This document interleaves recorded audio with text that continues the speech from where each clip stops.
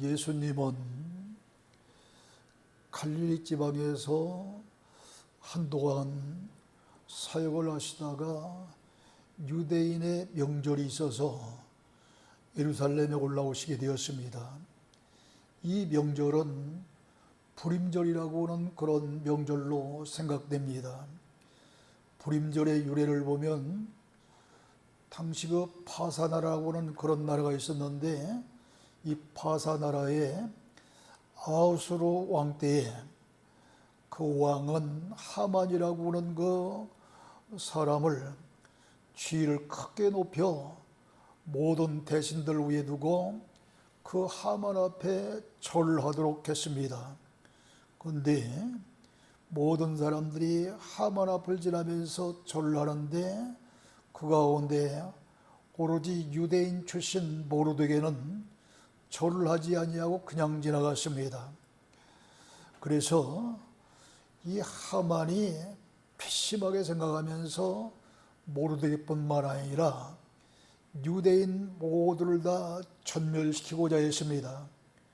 그때에 유대인 출신인 그런 에스더라고 하는 여자가 이 아하수로 왕의 왕후가 되었는데, 그 왕후에게 이 사실을 알리면서 내가 유대인 여인으로서 바사나라의 왕후가 되기까지는 하나님이 바로 이때 유대 민족을 구원하시고자 왕으로 세우신 줄로 알고 이제 기도하면서 그 사실을 왕에게 고해서 유대 민족의 죽음을 면하자고 이제 사람을 통해서 이 왕후 에스더에게 알립니다. 왕후 에스더는 이 모르드게가 사실상 사촌 오빠인데 일찍이 조실부모하고 이 사촌 오빠를 부모님같이 여기면서 살았던 그런 왕후였습니다. 그러기에 모르드게의 말을 부모의 말과 같이 듣고 금식을 하고서 죽으면 죽으리라 하고 왕 앞에 나아가 하만이라고 하는 사람이 아주 못돼 먹은 사람으로 그 사람이 간계와 비옥을 폭로해서 이제 하만이 죽게 하고 온 민족을 이스라엘을 그런 위기에서 구출해냈습니다.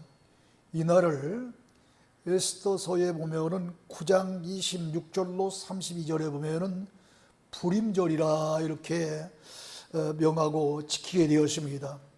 바로 이때에 예수님께서 예루살렘에 오셔서 양문 곁에 있는 베데스다라고 하는 연못을 들으셨는데, 거기서 38년이라고 하는 오랜 세월 질병으로 말미암아 고통 중에 있는 그런 환자를 만나 고쳐주신 그런 그 이야기가 본문에 실려 있습니다.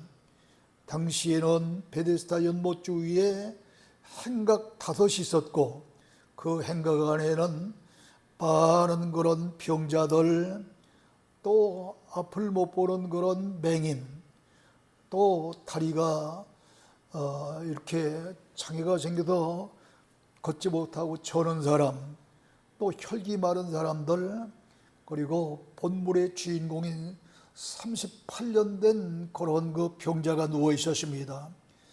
이 연못은 간헐적으로 물이 때때로 솟아올라서 표모의 넘실거릴 때에 천사가 내려와서 물을 움직이게 하는 줄로 알고, 그 물이 넘실거리며 움직일 때에 누구든지 먼저 들어가는 사람은 병이 치료되는 줄로 알았습니다.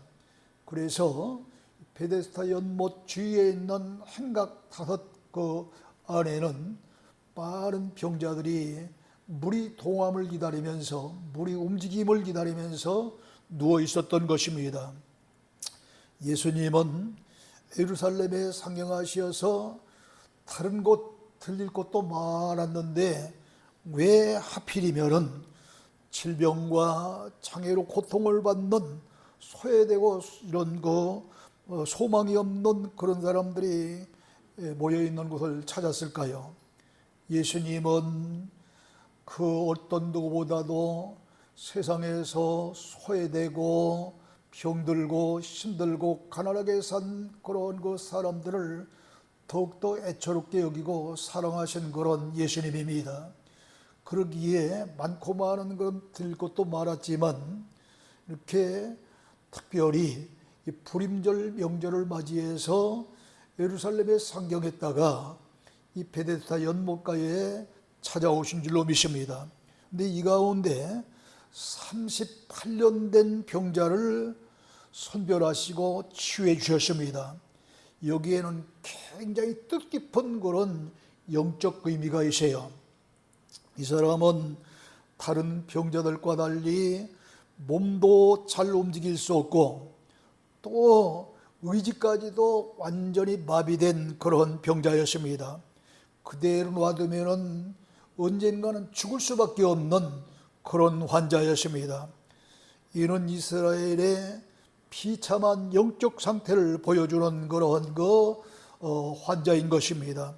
6절로 7절에 보면은 예수님께서 이 사람에게 낫고자 하느냐고 물으셨을 때에 낫고자 하느냐고 물으셨으면 대부분 낫고자 하는 그런 생각이 있으면 예해야 될 거 아니에요? 근데 예하지 않아요. 뭐라고 그러냐 하면은 예라고는 대답하지 아니하고 엉뚱한 얘기를 하는데 무슨 얘기는 물이 움직일 때 나를 못에 넣어주는 사람이었기 때문에 내가 가는 동안에 다른 사람이 먼저 내려갑니다 하고 자기가 처해 있는 그런 처지에 대해서 변명을 하면서 그렇기 때문에 낫지 못했다는 거예요. 그런 기회를 가지지 못했다는 거예요. 이 38년 된 병자는 비록 물에 못이 움직일 때 못에 들어갈 수는 없었지만은 누군가가 그래도 그에게 먹을 것을 가져다 주고 때로는 마실 것을 갖다 주고 그렇기 때문에 38년 동안 병들어 누워 있었지만 살았던 것 아닙니까? 그런데 그런 은혜를 다 망각하고 오로지 못에 넣어줄 사람이 없다고는 그런 불평만 한 것입니다. 그런데도 예수님은 많은 병자 가운데 선별해서 이 38년 된 병자를 선별해서 치료해 주셨어요. 어쩌면은 이스라엘 백성이 출애굽, 애굽에서 400년 동안 이 종로들을 하다가 다른 그 세월까지 합치면 이제 430년이죠.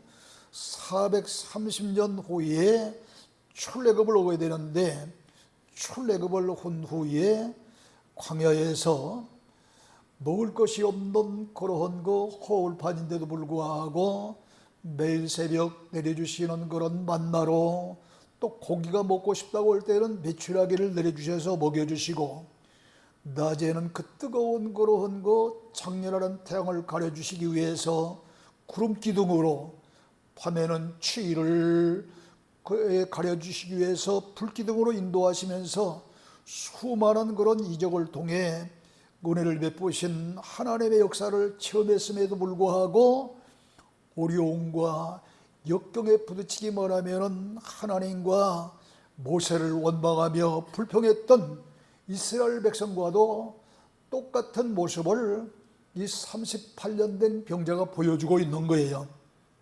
여기에는 특별한 그런 영적 의미가 있습니다. 여러분 신명기서 2장 14절을 보세요. 구약성경 신명기서 2장 14절에 보면은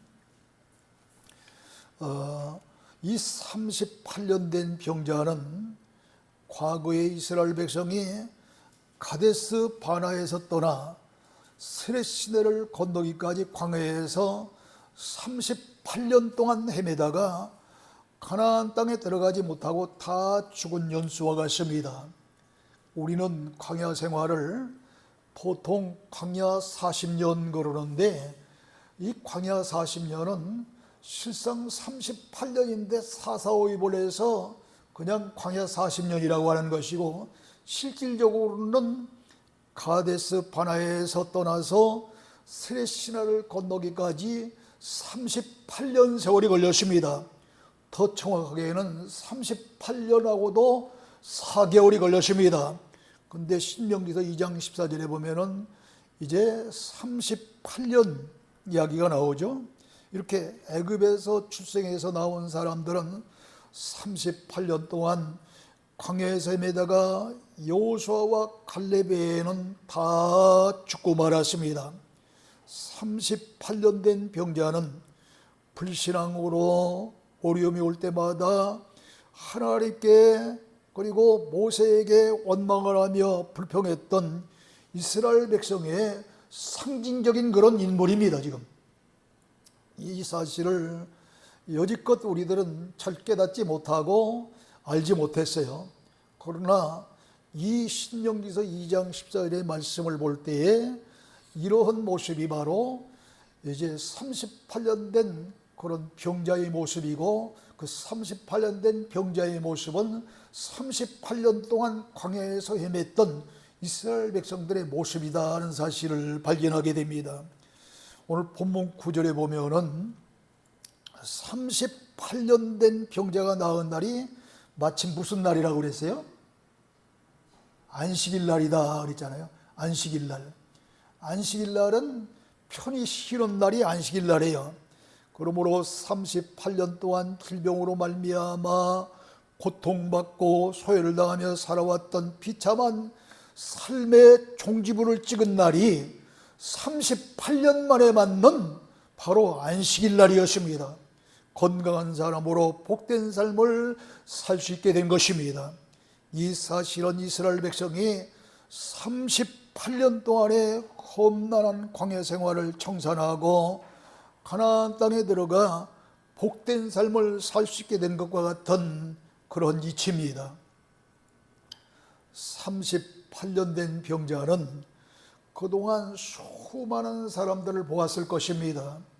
그러나 그 수많은 사람들 가운데 어떤 누구도 이 38년 된 병자에게 관심을 보인 사람도 없었고 문제를 해결해 줄 만한 사람도 없었습니다. 그러나 예수님은 많은 그런 환자들이 모여있는 베데스다 연못가에 찾아오셔서 다른 사람들을 다 제껴놓고 38년 된 병자를 찾아 고쳐주셨습니다. 오로지 예수 그리스도를 통해서만 영원한 안식의 나라의 천국에 갈 수 있다고 하는 그런 사실을 보여주는 사건이 바로 이 38년 된 병자가 안식일 날 고침받았다고 하는 그런 사건입니다. 그러므로 요한복음 14장 6절에 보면은 주님이 친히 말씀하시기를 내가 곧 길이요 진리요 생명이니 나로 말미암지 아니하고는 아버지께로 올 자가 없느니라 이렇게 말씀하신 줄로 믿습니다. 이게 무슨 말씀이냐 하면은 천국에 갈 수 있는 것은 오로지 어떤 누구도 천국에 갈 수 있는 길을 안내한 사람도 없고 말씀을 가르쳐 준 사람도 없고 이제 오로지 예수님만이 길의 안내자가 되시고 또 예수님만이 진리의 귀한 말씀을 통해 알려주셨기 때문에 바로 내가 곧 길이요 진리요 생명이니 나로 말미암지 아니하고는 아버지께로 올 자가 없느니라 하신 줄로 믿으시기를 바랍니다. 그러므로 38년 된 병자도 이 예수 그리스도를 통해서만이 천국에 갈 수 있는 것처럼 그동안 38년 동안 지옥 같은 삶을 살았는데 병들고 그로 말며 고통받고 소외당하며 말로 다 할 수 없는 그런 어려움을 이제 누리며 살 수밖에 없던 그가 오로지 예수 그리스도를 통해서 고침받고 이제 자유의 몸이 되고 건강한 몸이 되었으니 천국 같은 삶을 맞이한 것 아니에요? 그 이치와 같다는 겁니다. 그런데 오늘날 교회 안에도 맹인과 같은 교인, 다리를 저는 자 같은 교인, 또 혈기 많은 그런 사람들이 얼마나 많은지 모릅니다. 베데스다라고 하는 그 연못의 뜻은 자비의 집 혹은 은혜의 집이다는 그런 뜻으로 오늘날 교회를 상징합니다. 우리들이 잘 아는 대로 베데스다 뿐만 아니라 베들레헴도 떡집이라고 하는 그런 이름을 가졌기 때문에 생명의 떡으로 오신 그런 예수님이 계시는 곳이라 해서 교회를 상징하는데, 이러한 베들레헴뿐만 아니라 여기 베데스다라고 하는 연못도 은혜의 집, 자비의 집이라고 하는 뜻을 가진 그런 곳이기 때문에 교회를 상징하는 거예요. 그 다음에는 이 교회에 나와 있으면서도, 은혜의 집, 자비의 집이라고 하는 교회에 나와 있으면서도 앞을 못 보는 맹인이 누구냐 이 말이죠. 하나님의 말씀을 보기는 보아도 이제 깨닫지 못하는 그런 사람들이 영적 맹인인 것입니다. 그 사람들 이사야서 42장 18절로 20절에 보면은 너희 못 듣는 자들아, 너희 맹인들아 밝히 보라. 맹인이 누구냐? 내 종이 아니냐? 누가 내가 보내는 내 사자같이 맹인이겠느냐? 누가 여호와의 종같이 맹인이겠느냐? 내가 많은 것을 볼지라도 유의하지 아니하며 귀가 열려 있을지라도 듣지 아니하는도다 하면서, 당시 그 수많은 그런 하나님의 사람이라고 일컫는 주의 종들이 있었지만, 하나님의 말씀을 바로 아는 그런 죄종들이 너무도 많았기 때문에 이들을 가리켜서 보기는 보아도 하나님의 뜻을, 하나님의 섭리를 제대로 알지 못하는 그런 영적 맹이라고 그러는 거예요. 그래서 이제 누구겠느냐 하면서 주의 사자가 아니겠느냐, 주의 종이 아니겠느냐, 그렇게 이야기를 한 겁니다. 그처럼 오늘날도 성경 말씀을 그 어떤 누구보다 잘 알고 전문적으로 파헤치면서 전해야 될 목사님들 가운데, 죄송한 이야기지만 성경 말씀을 너무도 모르는 목사님들이 많다는 겁니다. 지금 이게 아이러니한 사실 아니에요? 아니, 목사님들이 잘 알아야 되는데 성경 말씀을 잘 모른다는 거예요. 그 왜 그러냐?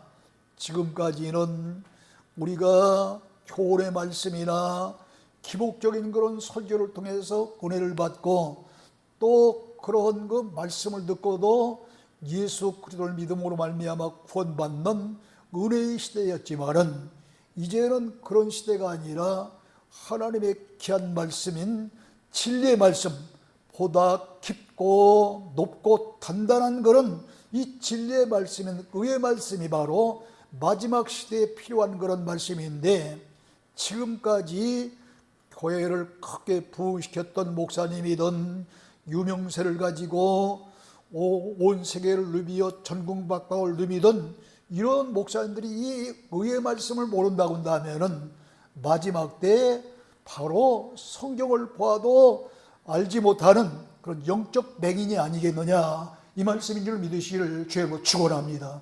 이걸 우리들이 잘 깨닫고 우리 잘 이해하고 넘어가야 돼요.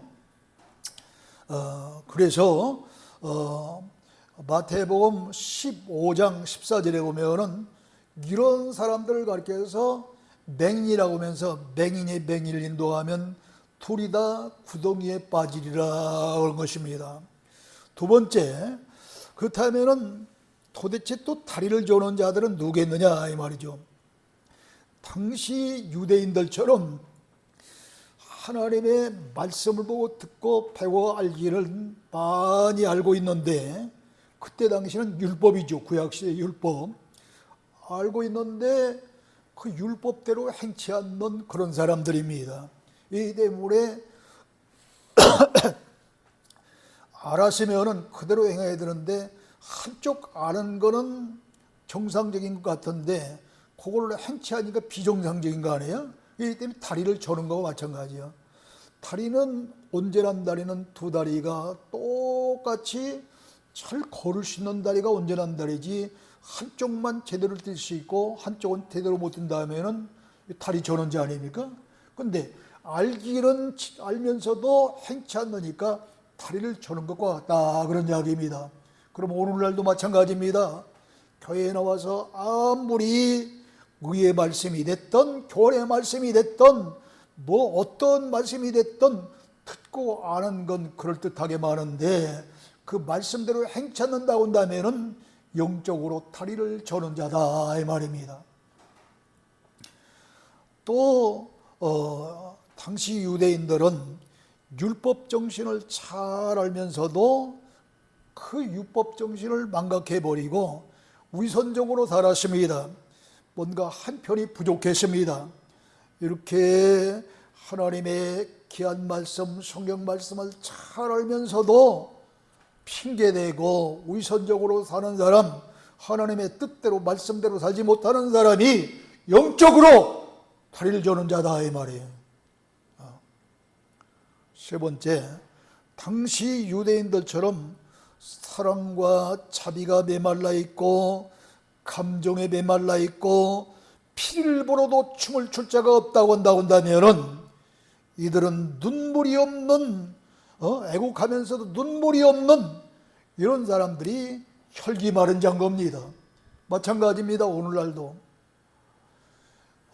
교회에 정말로 수많은 그런 세월을 보내면서 장로님이 되고 또 안수 집사님이 되고 권사님이 되어지고 이 정도 되었으면은 사랑 많은 그런 장로, 권사, 집사가 되어야 될 텐데 사랑이 메말라 있고 감정이 메말라 있고 그래서 남의 어려운 처지도 모르고 힘든 처지도 모르고 저 사람의 형편도 모르고 이렇게 살아간다고 한다면 이들이 영적으로 혈기 마른 성도다 이 말이에요. 뿐만 아닙니다. 38년 된 그런 이 환자처럼 신앙의 연조는 깊어서 30년 아니 40년 50년이 됐는데도 신행일치의 삶을 살지 못한다고 한다면 이 또한 38년 된 그런 그 환자와 다름없는 영적으로 38년 된 병자인 줄로 깨달아야 될 줄로 믿습니다. 여러분은 이 가운데에 정말로 바로 보지 못하는 그런 맹인은 없습니까? 아니면은 다리 저는 자는 없습니까? 아니면은 감정이 메마르고 눈물이 메마르고 사랑이 메마른 혈기 마른 자는 없습니까? 수십 년 동안 예수 그리스도를 믿으면서도 38년 된 병자처럼 이렇게 행함도 없고 불평불만 가운데 있는 그런 사람은 없습니까? 그렇다면 다행이되거니와 만약에 그런 사람들이 이 가운데 혹시라도 있다고 한다면 38년 된 병자가 예수 그리스도를 통해서 고침받았듯이 오늘 이 시간 예수 그리스도를 통해서 고침받는 여러분 되시기를 주의 이름으로 축원합니다. 38년 동안이나 아무 힘도 없이 걷지도 못하고 차도 없이 은혜의 집이라고는 베데스다에 있었으니 이 얼마나 아이러니컬한 일입니까? 그토록 오랜 세월 동안 은혜의 집에 있었으면서도 아무런 도움도 받지 못하고 비참한 상태로 병들어 누워 있었다고 하는 것은 도저히 이해할 수 없는 일 아니에요? 은혜의 집이라고 할 수 없는 거죠. 자비의 집이라고 할 수 없는 것이죠. 그런 사람을 외면했으니까 어떤 사람도 그 사람을 돌보지도 않고 외면했고 또 실질적으로 만나야 될 예수님도 못 만났고요. 이스라엘 백성이 출애굽한 후에 가데스 바나에서 가나안 땅이 어떤 땅인가를 먼저 정탐하고 가나안 땅에 들어가려고 12명의 정탐꾼을 보냅니다. 그때 이 12명이 가나안 땅에서 정탐을 온 후에 10명은 그곳에 가보니까 엄청난 그런 힘이 세고 강한 권진들이 있는데 우리들은 그들에 비하면 메뚜기만 또 못합니다 하면서 도저히 우리가 감당할 만한 곳이 못 됩니다. 그러면 근데 똑같은 가나안 땅을 보고 왔는데 갈렙과 여호수아는 아닙니다. 비록 그들이 강할지라도 하나님이 함께 하시면 우리들이 믿음으로 능히 가나안을 정복할 수 있습니다 하면서 할 수 있다는 거예요. 똑같은 상황인데. 그럼 마찬가지입니다.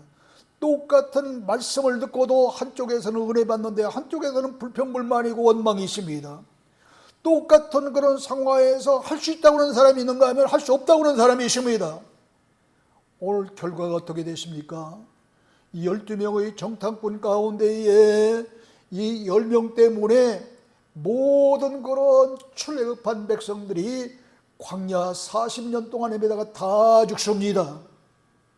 그리고 우리의 힘으로는 감당하기 힘들지만 하나님이 함께 하실 때 믿음으로는 얼마든지 감당할 수 있습니다. 정복할 수 있습니다. 이길 수 있습니다 하면서 긍정적인 그런 시각을 가졌던 칼렙과 여호수아는 구원받는 놀라운 역사가 일어났습니다. 그리고 이 38년 동안 광야에서 새로 출생한 그 애들, 이렇게 해서 칼렙과 여호수아 이들만 가나안 땅에 들어간 것입니다. 그러므로 베데스다의 38년 된 병자는 당시 이스라엘 백성의 비참한 영적 상태를 보일 뿐만 아니라 오늘날 수많은 하나님의 백성들이 처해 있는 영적 상태를 나타내주고 있는 것입니다. 교회에 출석하지만 활력 있는 삶을 살지 못하고 비전도 없이 열매도 없이 메마른 삶을 살고 있는 사람입니다. 38년 된 병자처럼 축복의 현장에는 있지만 정작 축복받지 못하는 그런 모습을 가진 사람들입니다. 그러나 38년 된 병자는 예수 그리스도를 만남으로 말미암아 고침받았습니다. 그렇기 때문에 그 유명한 사도 바울은 빌립보서 4장 13절에 능력 주시는 자 안에서 내가 모든 것을 할 수 있느니라. 나는 할 수 없지만 능력 주시는 자 예수 그리스도 안에서는 할 수 있다고 고백한 거예요. 그러므로 우리의 영적인 질병도 은혜의 집에 있다고 해결되는 것이 아니라 진정으로 예수 그리스도를 만나야 하는 것입니다. 그러나 그 예수 그리스도 오늘날 계시지 않습니다. 그 예수님은 2000년 전에 감람산에서 승천하시고 이후로는 말씀과 성령으로 역사하십니다. 그러므로 오늘 또 저를 통해 증거된 말씀을 믿음으로 받고 예수 그리스도를 만나시기를 주의로 축원합니다. 38년 된 병자가 예수 그리스도를 만남으로 나와서 자리를 들고 걸어가는 것처럼 누워있는 성도가 아니라 활기차게 걷는 성도들 되시기를 바랍니다. 우리는 이 병자와 같이 우리의 자신의 힘으로서는 어떻게 할 수 없는 죄에 속박되어 있는 사람이었습니다. 그러나 하나님의 사랑과 긍휼로 말미암아 우리는 예수 그리스도 안에서 죄로부터 해방되고 이제 생명을 누리게 되었습니다. 그러므로 본문 15절을 보세요. 15절 다 같이 보십니다. 15절 시작.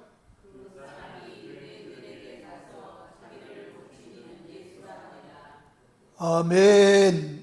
38년 동안 누워서 물의 동함을 기다렸지만 자기는 힘이 없어서 들어갈 수도 없거니와 자기를 데려줄 사람이 없어서 고침받지 못했다고 불평불만하며 하소연했던 이가 예수 그리스도를 만남으로 말미암아서 자리를 들고 일어나 걷는 그런 놀라운 그런 체험을 한 후에 유대인들에게 나를 이렇게 걷게 하고 나를 고쳐준 이가 바로 예수 그리스도라고 증거한 줄로 믿습니다. 바로 우리도 38년 된 병자가 만났던 그 예수님, 우리도 예수 그리스도를 통해서 은혜 받았고 예수 그리스도를 통해서 구원받게 되고 예수 그리스도를 통해서 축복받았다고 한다면 그 예수님을 자신 있게 증거할 수 있는 저와 여러분이 되어야 될 줄로 믿습니다. 유대인들은 당시 어떤 사람이었습니까? 예수님이 오실 때에 제사장도 선지자들도 유대인들도 다 예수 그리스도를 거부한 사람들입니다. 그렇기 때문에 예수님의 그런 복음을 들고 나섰던 사람들은 저 갈릴리 어촌에 어부들이 새로운 사명을 받고 사명자들이 바뀌면서 예수 그리스도와 같이 사도들이 사역을 담당한 거예요. 그렇기 때문에 유대인들은 이런 예수 그리스도가 나를 고쳤다고 하는 사실을 받아들이기가 굉장히 거북한 사람들이에요. 감히 이들에게 가서 이 이야기를 하기가 아무나 할 수 있는 일이 아닙니다. 반대하는 사람들이 있기 때문에. 그런데도 불구하고 내가 이 예수 그리스도를 통해서 고침받았습니다, 나았습니다, 치료받았습니다, 승리했습니다. 그런데 우리들은 왜 못합니까? 왜 이토록 하나님의 귀한 말씀을 가졌는데, 하나님의 진리를 가졌는데, 하나님의 은혜를 받았는데 왜 우리는 벙어리로 살아야 된단 말입니까? 오늘 바라고 원할 길은 이 38년 된 병자처럼 믿음의 용기를 가지시기를 주의 축원합니다. 그리고 내가 만난 예수 그리스도, 내가 만난 하나님의 귀한 진리의 말씀 바로 증거할 수 있는 저가 되어져서 이제는 믿음으로만 구원받아 영만 구원받는 자가 아니라 마지막 시대에는 지난 시간 얘기했던 믿음의 옷이라고 하는 계시록 19장 8절에 빛나고 깨끗한 세마포 성도들의 옳은 행실인 말씀대로 사는 자에게 주시는 그런 이제 예복을 입고 영육이 구원받는 시대가 오는 겁니다. 우리 모두 이 사실을 그냥 마음으로 믿습니다. 교회 앉아서 예배하면 드린다고 되겠어요? 행함으로 옮겨야지요. 다 같이 언행일치하는 그런 행함이 있는 믿음의 귀한 성도들은 다 되어서 믿음의 예복, 구원의 그런 속옷만 입는 자들이 아니라 이사야서 61장 10절에 보면 공의의 겉옷도 있다고 그랬잖아요. 이 공의의 겉옷은 바로 믿음의 예복이고 성도들이 행해야 될 그런 옳은 행실이에요. 세상적인 그런 도덕적이고 율법적인 그런 행실이 아니라 성도들이 해야 할 일입니다. 성도들이 해야 할 일이 뭐예요? 기본적으로 주일 성수를 잘하는 것, 11조를 하되 온전한 11조를 하는 것, 하나님의 마지막 그런 주님의 마지막 그런 우리에게 부탁하신 말씀이 뭡니까? 너희가 성령이 임하시면은 권능을 받고 온 유대와 사마리아 땅까지를, 온 예루살렘과 온 유대와 사마리아 땅까지도 내 증인이 되라고 전도의 부탁을 하신 거 아닙니까? 이것이 바로 성도들의 옳은 행실이에요. 세상 사람들은 이거 않잖아요. 도덕적으로 율법적으로 깨끗하면은 착한 사람, 올바른 사람이라고 그러지만 이것 가지고는 구원받지 못합니다. 왜 그렇습니까? 요한복음 16장 9절에 보니까 보혜사 성령이 오시면은 죄에 대하여 의에 대하여 심판에 대해서 다시 정의를 내리는데 죄에 대하여라면 나를 믿지 않은 것이라 그랬습니다. 그러므로 예수 믿지 않는 그런 행위는 아무리 도덕적으로 깨끗하고 선해도 구원받지 못하는 것입니다. 그러나 우리들은 도덕적으로 윤리로 좀 흠결이 있다 할지라도 하나님 앞에 두 손 들고 깨끗이 회개하고 하나님의 뜻대로 하나님의 말씀대로 하나님이 원하시는 그런 주의를 잘 지키며 11조 생활을 하며 전도 생활을 하며 하나님의 말씀대로 하나님의 뜻대로 산다고 한다면 구원받는 놀라운 축복뿐만 아니라 이제 영영이 구원받아 천년왕국의 축복도 누리며 영원 무궁세계에 들어갈 수 있는 귀한 여러분 다 될 줄로 믿으시기를 주의 축원합니다. 하나님 아버지 은혜와 사랑을 충심으로 감사합니다.